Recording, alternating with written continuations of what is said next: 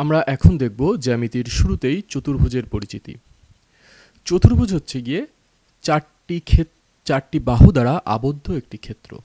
আমরা যদি একটি চতুর্ভুজ আঁকতে চাই তাহলে আমরা যে কোনো একটি চতুর্ভুজ আঁকার শুরুতে আমরা যদি চারটি বাহু নিয়ে নিই, যেখানে একটির প্রান্তবিন্দু অপরটির প্রান্তবিন্দুর সাথে লাগিয়ে আমরা আঁকি, তাহলে যদি তৃতীয় বাহু আমাদের যদি এই চতুর্থ বাহুটিও প্রথম বাহুর প্রান্তবিন্দু এবং এভাবে যদি মিলে যায়, তাহলে এটি একটি আবদ্ধ ক্ষেত্র। চারটি বাহুই পরস্পরের সাথে শেষ বিন্দুতে যুক্ত।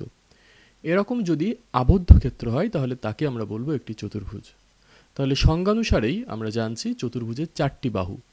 আমরা যদি চতুর্ভুজটির নামকরণ করি তাহলে এখানে আমরা এই শীর্ষবিন্দুকে আমরা বলছি ক, এই শীর্ষবিন্দুকে বলছি খ, এই শীর্ষবিন্দু বলছি গ। আমরা চাইলে অন্য রকমও নামকরণ করতে পারি, এটা আমাদের যেভাবে করলে সুবিধা হয়। ক, খ, গ, ঘ এই চারটি হচ্ছে গিয়ে চতুর্ভুজের চারটি শীর্ষবিন্দু। সুতরাং একটি চতুর্ভুজের চারটি বাহু আছে। একটি বাহু হচ্ছে ক খ, একটি হচ্ছে খ গ, একটি হচ্ছে গ ঘ এবং আরেকটি হচ্ছে গিয়ে ঘ ক। এই চারটি বাহু এবং চারটি শীর্ষবিন্দু ক, খ, গ, ঘ। একইভাবে বলা যায় প্রতিটি শীর্ষবিন্দুকে একটি কৌণিক বিন্দুও বলা যায়, কারণ প্রতিটি শীর্ষবিন্দুতে দুইটি বাহু একটি কোণ উৎপন্ন করছে। তাহলে আমাদের শীর্ষবিন্দু দেখলাম। আমাদের বাহুগুলোকে যদি আমরা বলি, একটি বাহু আমরা বলছি ক খ, এই বাহুটি। আরেকটি বাহু হচ্ছে খ গ, এই বাহুটিকে আমরা বলছি, এইভাবে চিহ্নিত করা হয় বাহুকে। আরেকটি হচ্ছে গ ঘ, গ ঘ এবং এটি হচ্ছে গিয়ে ক ঘ। আমরা চাইলে এটিকে ক খ এর পরিবর্তে খ ক এভাবেও লিখতে পারি, এটাকে ঘ ক এর পরিবর্তে ক ঘও লিখতে পারি। অর্থাৎ প্রান্তবিন্দুদ্বয়ের অবস্থান পরিবর্তনের ক্ষেত্রে আমাদের রেখার নির্দেশনায় কোনো পরিবর্তন আসে না।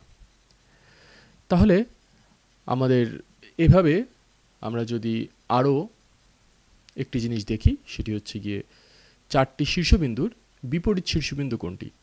আমরা যদি বলতে চাই ক একটি শীর্ষবিন্দু, তাহলে ক এর বিপরীত শীর্ষবিন্দু কোনটি? ক এর বিপরীত শীর্ষবিন্দু হবে গ, কারণ ক এবং গ চতুর্ভুজের দুই বিপরীত পাশে অবস্থিত।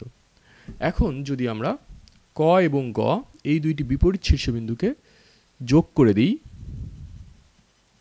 আমরা যদি এই বিপরীত শীর্ষবিন্দুকে যোগ করে দিই তাহলে সবুজ রঙের যে রেখাটি পেলাম এটিকে আমরা বলবো কর্ণ। অর্থাৎ এই রেখাটিকে আমরা বলছি কর্ণ। আবার আমাদের আরেকটি দুইটি বিপরীত শীর্ষবিন্দু হচ্ছে গিয়ে খ এবং ঘ। একইভাবে যদি আমরা খ এবং ঘকে যোগ করে দিই, খ এবং ঘ বরাবর আরেকটি যোগ রেখা টানি, তাহলে এটিও আরেকটি কর্ণ। তাহলে একটি চতুর্ভুজের আমরা দেখছি বাহু চারটি, একটি, দুইটি, তিনটি এবং চারটি। শীর্ষবিন্দু